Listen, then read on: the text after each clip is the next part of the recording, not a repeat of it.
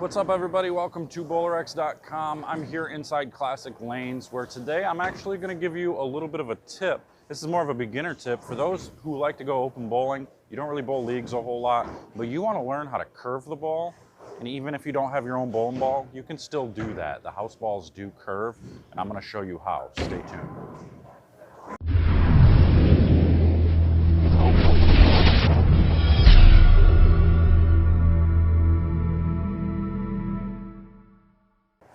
Hi, welcome back. I've got a typical house ball here. Now, these things aren't made out of like a reactive material that you would see some of the professionals or some of the really good bowlers or league bowlers in town. You're not going to see them using a ball like this more times than not.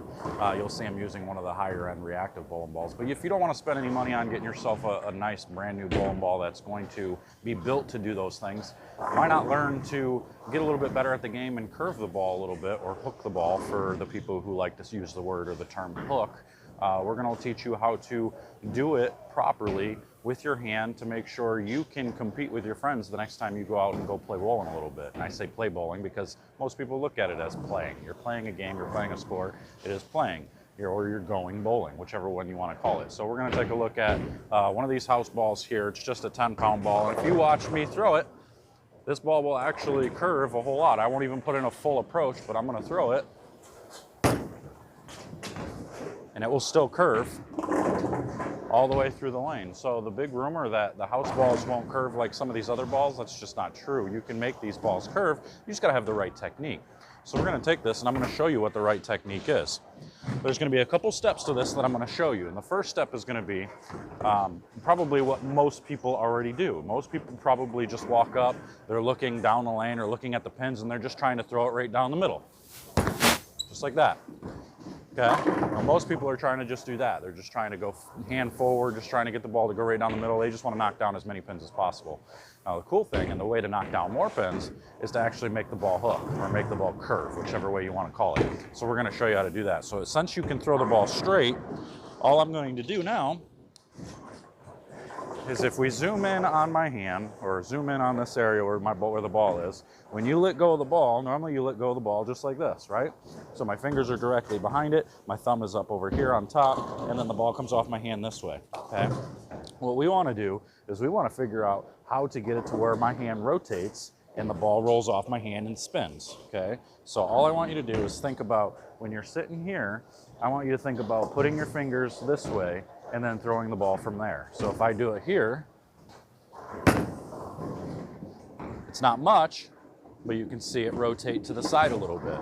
Once you get that understanding and that feeling of the ball rotating off the side, it's literally spinning off the side, then you can make some adjustments to make it happen more and make it happen faster. It's just like if you take a basketball in your hand, and if you just throw it up in the air, it's gonna come down, it's gonna hit, and it's gonna bounce straight back up. But if you throw it up in the air and you spin it off your hand, it's gonna come up, it's gonna hit the ground, and it's gonna spin, and it's gonna take off going one direction or the other, depending on which way you spun it.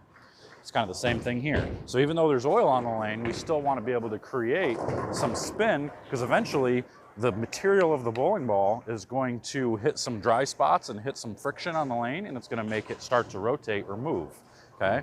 So now that we've got that first step, we went from throwing it straight to now we get our hand over here.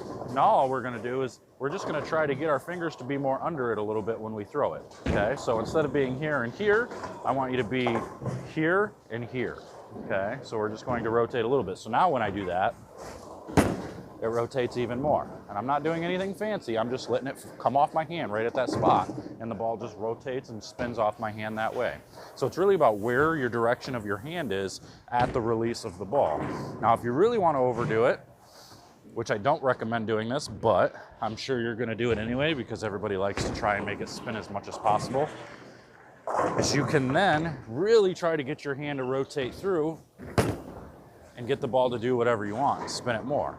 Now, I don't recommend getting your hand all the way up here. What I would think about if I'm releasing the ball is just try to keep your palm towards the ceiling.